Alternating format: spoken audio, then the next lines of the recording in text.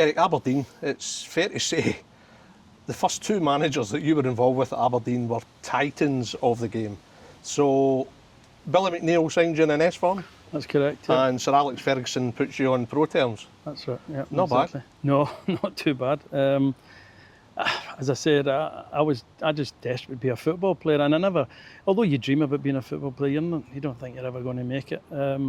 So when I got the first step of being an S form, I thought, well, there's a chance here. And then I continued to visit Aberdeen. Obviously, Fergie was manager at that time, and ultimately, I think it was 5 or 6 of us signed that year. Brian Gunn being one of them, on a professional contract. And the challenge begins, and another challenge begins. You had your hopes, you had your ambitions, but you couldn't have imagined how well it would have gone for you at Aberdeen. No, I couldn't have dreamt it up. I couldn't have made it up, to be honest. Honestly, I couldn't have. Not saying it was always easy, but I hit a time where I was with exceptional football players, both mentally and obviously as football players, and a time where I hit Archie, Knox and Sir Alex Ferguson, who were still quite young at that point, and desperate to succeed and desperate to set standards. And I'm not saying it was easy at times. There was times I hated it, but more often than not, I was so happy to be involved and develop, and I was happy to do whatever to get in the team. Happy to do whatever. Whose boots and kit were you looking after before you got the big chance? I had wee Joe's boots, and I sat next to when I was moved into the from the reserve team to the first team dressing room, which is no ceremony in any shape. But I remember going in one morning and Teddy, wise old Teddy Scott, I've been in obviously the reserve team, and I said, Teddy, where's my kit? He says it's in there, and that was it. that was it. So I then plonked myself next to Joe, who's a legend at Aberdeen and who wasn't in great terms with Fergie, to be fair. So every time Fergie would come in the morning, yeah, Joe, he would glare at Joe, and I would think, what have I done here? But no, just the experience of the quality of footballer that I had, and quality individual, the determination, the will to win. And it was all driven obviously by Fergie and Archie, but they still needed the raw product, and there was a lot of it in that dressing room. Wasn't a bad striker, Joe Harper, wasn't he? Oh, fabulous. What a finisher. Oh, what a finisher. What a footballer. What a finisher, yeah. A great guy. Good tipper at Christmas? For the decent, as long as the boots were right. You didn't get money for nothing in those days. I think I was on about 34 quid a week, 29 after tax. So any cash that was coming my way was welcome. How would you describe the environment at Pittodrie at that point? Of course, they won the title in 1980. Yeah. It's momentous. Yeah. But the calibre of player, the professional. Well, the first thing that struck me is obviously you don't know, because I had nothing to compare it to. Yeah. I couldn't say, well, when I was at this club, this happened, that. So Aberdeen was the only club that I'd had. But competitive would be the word. And that was intentional. I mean, I've said it 100 times, but I will say it again. I've worked for 40 years in football, and I've seen people that can do 5 days a week, non-stop, finger on the pulse, 6 days a week. But he's the only one I've seen that does it 7 days a week. Every minute he walks into the stadium, every minute he walks into the dressing room, every minute he walks into the training pit. Just sets the tone right away. He had an agenda all the time. He always had an agenda that to take it to another level, or to ensure that they didn't get carried away, or it was to ensure that things went in the right way for him and for the club. And he was given the trust by Dick Donald. He was given total control of the club, which obviously can't happen nowadays. But wow, what a job he made. But for a young player, you know, Bobby Clark, Alan McLeish, Willie Miller, Clark. Gordon Strachan. Yeah, I mean, legends, obviously, and great Scottish internationals, all of them. And Bobby was fantastic with us, because he was coming to the Indies career at that time as well. And I spent a lot of time with Bobby, sometimes in the afternoons, and certainly Archie, many afternoons. But they were so given of their time to make you a professional. Whether you could ultimately do it or not was your choice. Whether you could handle what was going on, because it wasn't easy. It wasn't easy. The manager, there wasn't an awful lot of compliments coming for the manager, but the standards were set. And he's the type that once he's hit Everest, he's looking around for the next one. There was no sort of huge celebrations and thinking, oh, well, we've done it. That never ever happened. And that's why ultimately we won so many trophies. with the quality of footballer again, I would How say. much of a test of character was it for you as a young player to experience the tirades of the manager, explosive outbursts? How difficult was that to at times come to terms with? Because you'd have probably got your fair share of criticism. Oh, aye. Yeah, I did, definitely. Did you have no choice? You just had to learn to deal with it. Definitely, yeah. I mean, what else were you going to do? I mean, he was Crumble. manager was in crumble on, and he was in total control of who played the next game.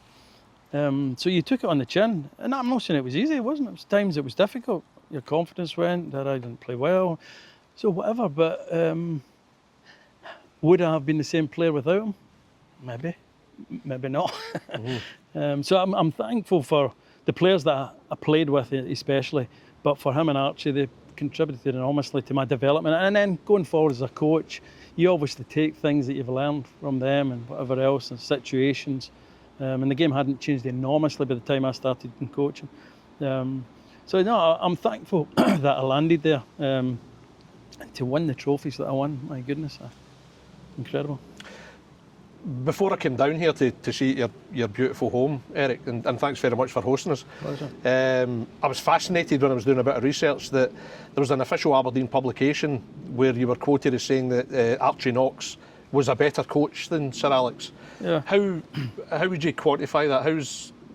Because obviously that, I think Sir Alex is a top, brilliant manager, but he knows the game inside out. But as a double act, the two of them, what they brought to the they table. were brilliant. Archie took care of the more day-to-day on the training pitch. The manager was there all the time, and he was setting standards and whatever else. But in terms of structure and training and what we did, Archie, I think, led that. So it was a team. He was and Sir Alex would have known that, so he gave him his place. Well, I can only assume that. Yeah. I can only assume that. And you ask any of the boys, Archie was an exceptional coach, and Sir Alex was an exceptional manager. So it was a really good, a decent combination. Yeah, and Teddy Scott. What can you tell me about Teddy Scott, Eric? I mean, the plaudits have gone on forever, and he had such an impact because you have to remember at that time you didn't have 25 staff running about and kitman everywhere. He did everything. He took the reserve team. Drove us down in midweek to play at Montrose and play at Brechin and whatever else. Back up, then went testimonials. He was absolute, and he was there every morning, first person in the building and the last person to leave. So his contribution at that time was enormous. That's all I can say, and he was loved by everybody. I mean, we talk about yourself and the other Gothenburg boys, the cup-winning cup heroes as legends, and Sir Alex and Archie, but you'd regard Teddy, and all the other boys would regard Teddy as a legend as well for the club, wouldn't you? Well, without question. He's up there with them, absolutely up there. The contribution he made and the sacrifices he must have made at that time were abnormal to a certain degree. I thought there was 3 Teddies working there at some point, I remember. I think I think at the time, if you looked up the word dedication in a dictionary, you'd just see Teddy's name beside it, wouldn't you? There's nothing he wouldn't do for the club. But he was a great man manager with the young players as well. He spoke to them after he'd had that blast or whatever, then the day later he would come round or he would say, you just need to focus on this. So it's all part of the process, and it's you're up, you're down, you're up, you're down, you're heading. Ultimately, you perform, or you try and perform on the day to stay in the team. But that was it. That was how it worked. It was pretty good, pretty successful. You were a superb striker, Eric, and you had that incredible quality of being able to hang in the air. It was like a Harrier jet, And where did that come from? How did you develop that? It was incredible. I'm not too sure, to be honest. I mean, I played a bit of basketball when I was at school.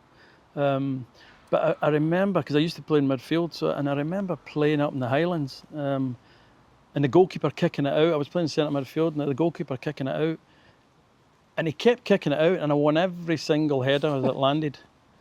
And I thought, I've won that easily. And then it just, obviously, when I went to Aberdeen, I went to become a striker. They put me up front. And I don't know. I think it was just timing and playing against really small centre backs. I think. You played against some brutal centre halves, didn't you? Yes. Yeah, I've got some 1 or 2 scars to prove it. But no, I think it was, I don't know, just the timing. I seemed to be able to time it and get up at my highest point earlier, therefore to get a touch on the ball so it was harder for them to jump as well. So you just had that God-given natural kind of spring, but over time you were also cute enough to work on it in terms of the timing. That's where you would have enhanced it. I mean, I just seemed to be able to. Something when the goal was kicked out, I could always get a touch on it and whatever else. Or when it was coming in, I could get a leap that would give me a little bit higher than the defenders. I don't know. I really don't know where it came from, but I'm glad I got whatever it was I had. I mean, you're great with your feet, but you developed that. I mean, it was such a distinctive quality for a striker at that time. I can't think of too many that were, that had that, and it made you exceptional in the air as well. As I say, I don't really know. I'm glad and I'm thankful for it, obviously. And it helped me immeasurably, that's for sure. And gave me another string to my bow to be able to play against difficult defenders. And I continued it when I went over there to France, because it was a totally different type of football that I was exposed to. And I had to adapt again. I mean, you had a wonderful 5-6 years with Aberdeen. Oh. Extraordinary times, leagues and cups, Cup Winners' Cup. You win the Scottish Cup 3 times in a row. You score in the 83. You score the winner in the 83 final. And everyone recalls Sir Alex's incredible outburst at full time. Disgraceful performance, I think he called it. But of course, several months before you'd already experienced it, you scored a hat-trick against the then champion Celtic at Parkhead. And yet he hammered you for that as well, didn't you? Well, I just remember him being slightly critical, but that was what it was. He didn't want me, or maybe he thought, oh, well, don't want him getting carried away and thinking that he's actually made it. So I remember getting a bit of criticism and obviously still taking the hampers out as we did and into the bus. And so it kept me. It was maybe that he knew me better than I knew me. I don't know. It was what it was. It was just part of being part of the group and part in the dressing room in front of everyone. Nailed you? Well, I wouldn't say nailed me, but it was semi-critical of me or critical of me. But it wasn't anything different to me. It wasn't anything abnormal to me. I mean, it's even by then, had you become immune to it in a way? No, I don't think you ever become immune to it. You're just constantly fighting against it. Not against it, but you just want to be a football player and be as good as you can. I mean, and God, the period. I mean, I think when I was up with the Community Trust recently, I did a talk, an interview thing, and somebody said that I'd won a trophy every 20 games for Aberdeen. I mean, there's people who go through who are 10 times better player than I'll ever be or ever was, and never won a trophy. I won every 20 games I played for Aberdeen. I won a trophy. Not obviously as in 20 games, but when you work it down my appearances and the trophies, it's incredible. To put it that way, I don't think I'd have. I mean, and I scored in 5 cup finals. I couldn't have written a script. I really couldn't. And of course, that hat-trick against Celtic at Parkhead, little did you know at that point that it would be 37 years before another visiting player would emulate that. Lucas Julis, Sparta Prague, Europa League, Celtic lose 4-1, he scores the hat-trick. And people go, who was the last one? Oh, it was Eric Black. Yeah. 37 years. Lasted a long time. To be fair, I don't count it because there was nobody in the stadium, Derek. No. So it doesn't really count. Validates it. Definitely. Well, Definitely. We'll maybe give Lucas his chance to come back in that one at some point. Sorry, Lucas. That'll be a one-on-one to come, Sorry, Lucas. My apologies. That may be Lucas on the phone right now, actually. Oh, is that right, Eric? Sorry, Lucas. Sincere apologies from sunny Leamington. But of course, several months, just a few months after that, Gothenburg, Eric. I mean, you score the first goal. Was that a training ground routine? Gordon's corner. Yeah, it was. It was a training ground routine. And Alex routine. coming in. Yeah, it was. We had worked on it. Lucas is persistent here. He is actually. Sorry about that. Yeah, we had worked on it. My main job that I remember was, as the ball went across to Alec coming in late, I just wanted to get in front of the goalkeeper so that I could distract the goalkeeper. That was all I wanted to do. I followed the ball. Yeah, I followed the ball, and then I saw the goal and tried to get in front of the goalkeeper to try and make it difficult for him to see, or if it fell, I was there. And fortunately, it fell, and I turned it in. I'd like to have scored for about 40 yards, but I think it was 1.5 yards, possibly. Good finish. Well, it went in. But you had to improvise. They're all good when they go in. But you had to improvise, didn't you?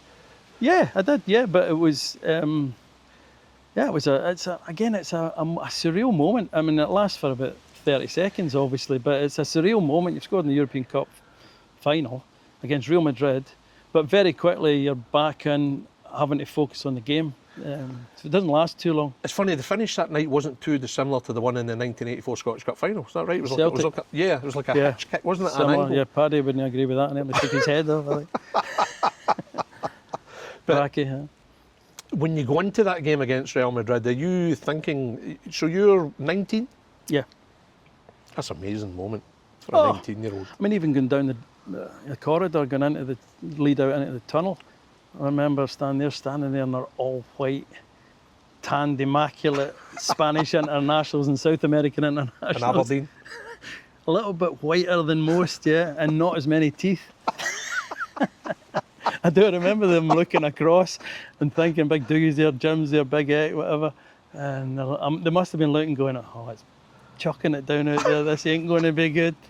But, hey, it's a phenomenal achievement. It's a phenomenal achievement. I can't describe it any other way. Did you have a sense going into it? I know it's easy to say now, but I mean, did you all have a sense going into that there was a confidence? We can win There this. was no guarantee they were going to win it. Yeah. No way would they go in thinking we're going to win this. But no chance. You knew that. But no, exactly that. I think we knew that we had a chance. And I think Archie had gone and seen them and he'd reported back. He didn't tell us, as he tells me, he's told me a few times. He said to Fergie, we've got a right chance here. Of course, he didn't then relay that to us. But we felt we were a good side. And we felt we had a chance, yeah. We felt we'd had a chance. And the Bayern thing obviously lifted the confidence a fair bit. But we fully deserved to win the game. We were better than them on the night. Regardless of the conditions, we were better. Just incredible, wasn't it? Incredible. Have you kept anything? Did you keep your jersey from that? Have you kept yeah, souvenirs? Yeah, I've got the medal and I've got the jersey. Yeah, I might have a programme somewhere as well. But, yeah. Yeah, it's 11 Scotsmen or 12 Scotsmen or 13 how many got on the pitch. It's beyond belief, really, that was achieved, and I don't care what anybody says. It's an incredible achievement. It's like all the Scottish clubs that have won European trophies. It's a band of brothers, isn't it? It's when you think about it, where you came from and how close you were and still are. Yeah. That will never be taken away from you. It's there. It's there, and it's in our Aberdeen history now. So it's and it'll be there forever. And it's sometimes been a hindrance for the Aberdeen teams. But it's still a phenomenal thing to be attached to, and they wear the 2 stars on the jersey. I mean, and won the Super Cup. So it wasn't. And then the year after, we got the semi-final and should have beaten Porto over 2 legs to go to the final again. So I mean, it wasn't by luck. It wasn't a fluke. No, we were nearly there the second year, and unfortunately we lose it on a really misty night in Aberdeen. Neale Cooper, Eric. I mean, you would have been as close to him as anyone. Was he one? No, I wouldn't have been as close to him as anyone. I mean, Johnny and Big Ben and all them were certainly closer to him. But I was close. I'd known him since we were 14. So I'd known him a long time. And he was the life, and so he was a hell of a character. A hell of a character. Yeah, I think all the boys miss him dearly, don't they? I think anyone that knew him, and I was privileged to know him, such a character, enthusiastic, infectious, brilliant, always laughing, made you feel better, and that's on top of being a hell of a player. How good was his talent? How good was he in his pomp with Aberdeen, do you think, Eric? Was he? Well, the thing that restricted him was obviously Willie Miller. That was the thing that, because I played obviously in the youth team, schoolboy team, all the way through, under 21s, whatever, and he was a phenomenal centre-back. He was a fabulous centre-back. But we had Alec McLeish and Willie Miller at the time. So, he was a brilliant midfielder, wasn't he? Oh, he was an exceptional midfielder. But do you think he was better? I think he would have ultimately been a better. I think he was. I mean, obviously everybody keeps saying about Beckenbauer and how good he was at that age and whatever else, and comparing him to Beckenbauer.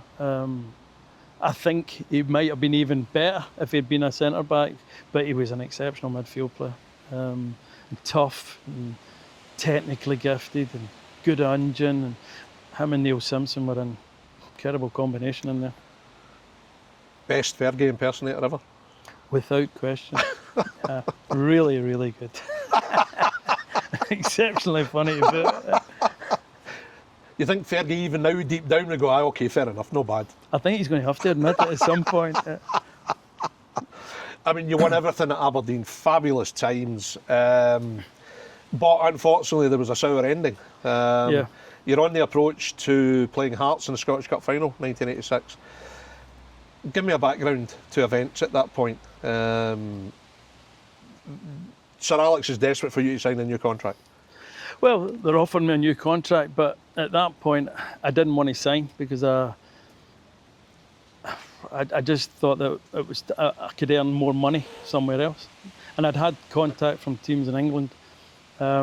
Nothing guaranteed, but I'd had contact from 3 Premier League clubs in England. But I then got a contact from a German agent who said, you know, there's an option to go to France.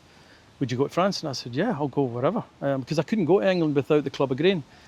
Different times, It was of course. different times, Different so times, I couldn't yeah. go without Aberdeen saying, okay, you can speak to him. I couldn't go. It was as simple as that. The only way I could go was to go abroad and outside the English-British game, because at that time it was a calculation on your age, your salary, your experience, whatever, and it came up with a figure of 390,000 or 400 grand it was at the time. So I could go anywhere on the planet for 400 grand, not the UK. So at that point, having spent a year still playing, but being pressurised to sign a deal, I eventually decided I'm going. Was there also a desire to... You'd done it all with Aberdeen? No, not at all. No. No. To be honest, I knew I wasn't going to get a great contract at Aberdeen. Yeah. Because I'd been there since I was 14. It doesn't work like that. Well, you're entitled to think of your financial future. Oh, you great know, question. and at that point... At the end of the day, I wanted to earn money. Yeah. I'll not hide the fact. It was important. Well, you're 23, 23, Yeah. 24. 23, yeah. You know, you're in your pomp. You're thinking you're entitled to maybe get a contract Yeah. commensurate with your status Hey, at that time and your That's ability. my opinion.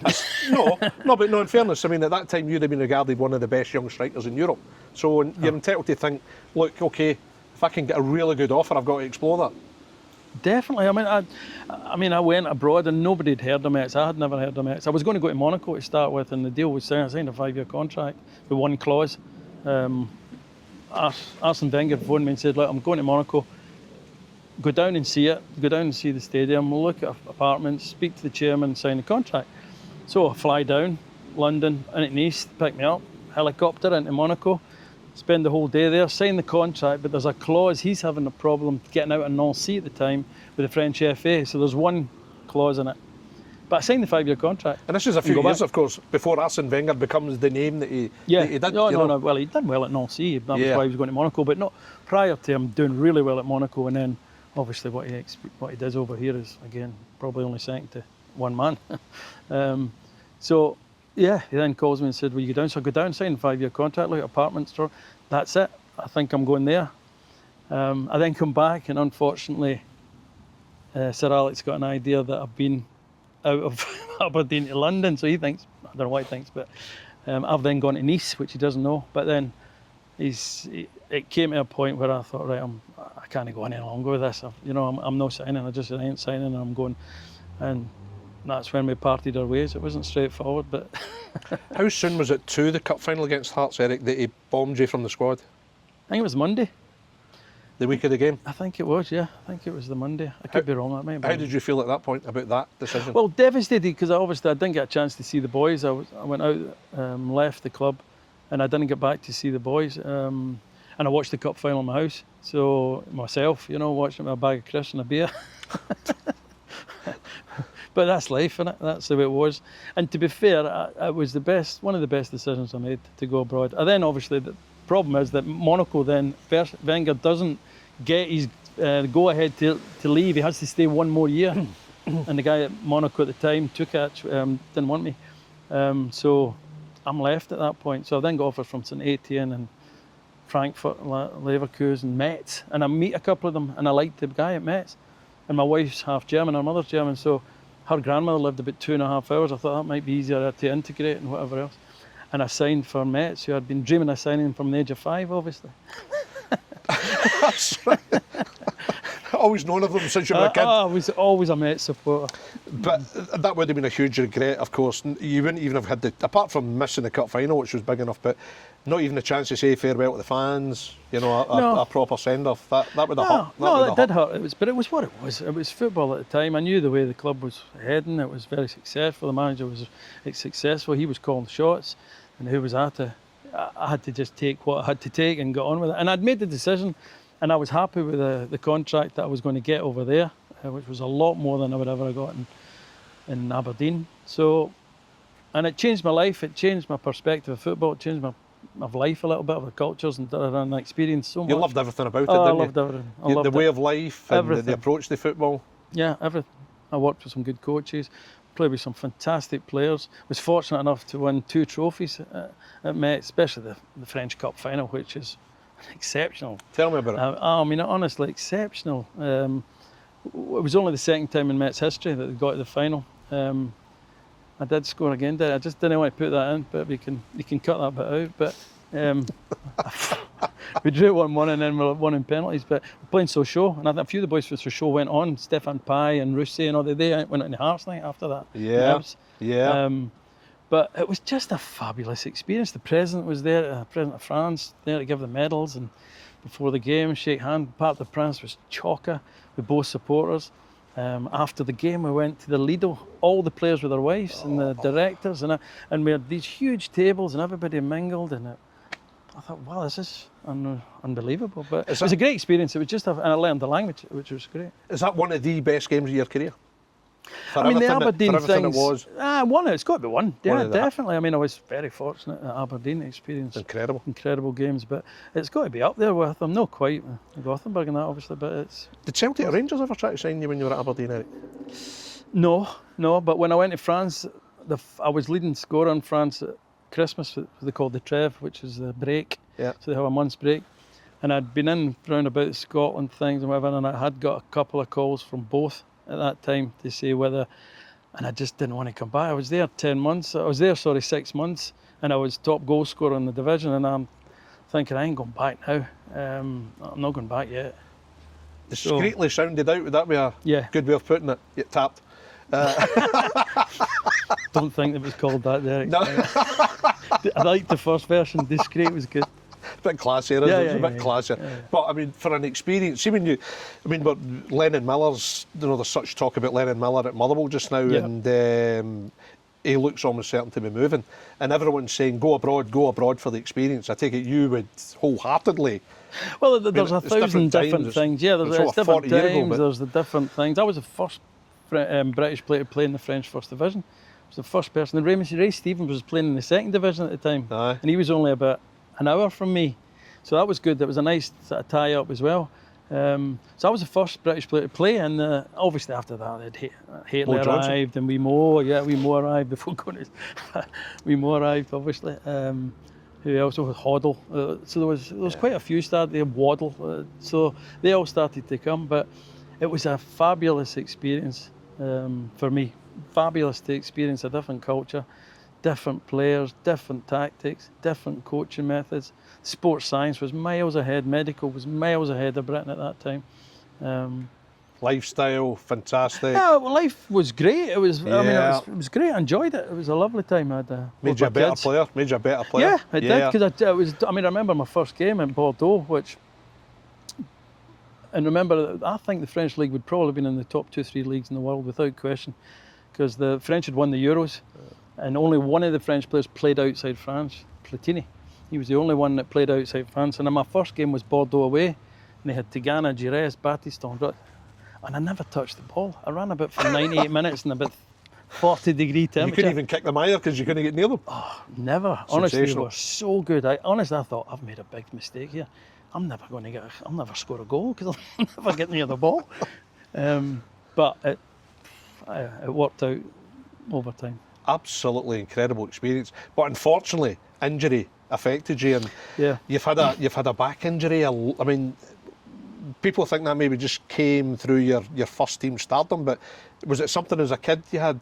No, I was okay as a kid. It was just at Aberdeen. When I was 17, I'd started playing and broke in, and I did have a back problem, which they tried to rectify, but I carried it with me, and And then obviously you compensate. So I was then having problems, my groins and various other things. But it was what it was. You know, the technology and medical support, it's not the same as you get now. And hey, there's nobody to blame for it.